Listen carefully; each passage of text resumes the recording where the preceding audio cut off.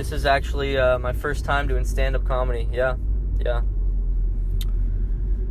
And I'm pretty anxious, guys. Kind of an anxious person. And with that comes, like, a lot of hypochondria.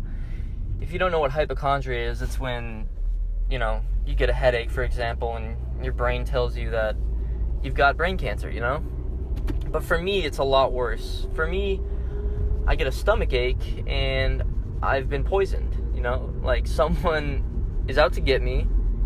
They want to kill me, and they've succeeded because now I'm dead, But last week I got a canker sore, and I started freaking out. I started molding over my head. I hopped on WebMD to see potential causes of canker sores, and I found a list of about 1,000 things.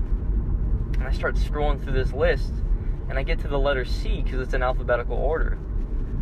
And right on top of each other is, first one, common cold. And I'm thinking, okay, maybe, I got a cold, whatever, I'm getting a cold.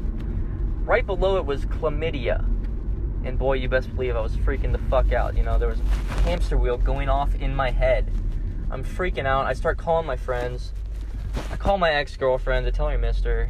And the bad news, I even bought a fucking whiteboard, started writing down formulas and shit. Stuff from, junior year of high school that I didn't pay attention to, like y equals mx plus b, the limit does not exist. What was it? I don't know. But none of it worked. So I called my dad, and I'm like, Dad, what's the deal? He's like, son, back in my day, they prick your cock with a little bit of penicillin. You'll be fine. I'll patch you right up. I said, Dad, that makes me feel a lot worse.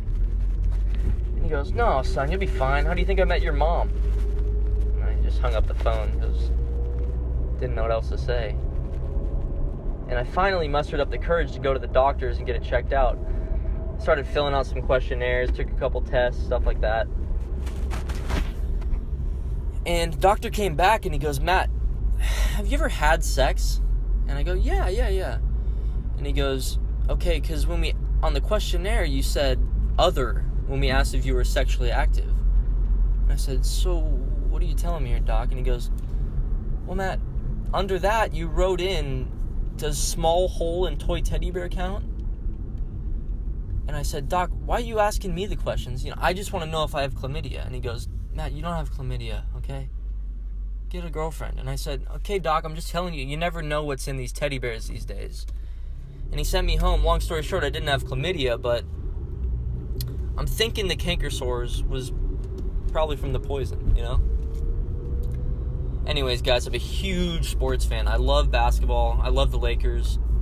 But there's one thing that I hate about sports in general, and that's, like, post-game interviews. Like, right after a big game, the player of the game always gets interviewed, and usually their first response is, oh, man, I want to thank God. And just watching that as a viewer, I'm thinking that's complete bullshit. It has to be, because isn't God supposed to treat everyone the same? Like, you would think that everyone would win if that's how it was. But one of my favorite players, Allen Iverson, one of the greatest point guards to ever play the game, he never won a championship, And I'm not shitting on religion. Like, I went to Catholic school for 9 years. I understand it. I gave a couple hand jobs to a couple priests, no big deal. I understand religion, But, like, at what point is 6'8", 230-pound LeBron James enough to win a game without God, Like, if I'm on LeBron's team and I'm getting interviewed, the first thing I'm saying is, hey, I want to thank this freight train that we have on our team for winning us the game. Like, LeBron can thank whoever he wants. He can thank God. And then I'll thank God for making LeBron.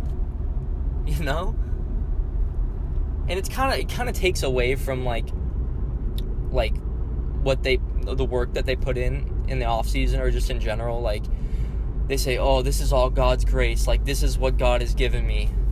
And it makes me think, like, okay, well, if that's true, then if he, starts praying a little bit more, Morgan Freeman should be able to start at quarterback for the Chargers.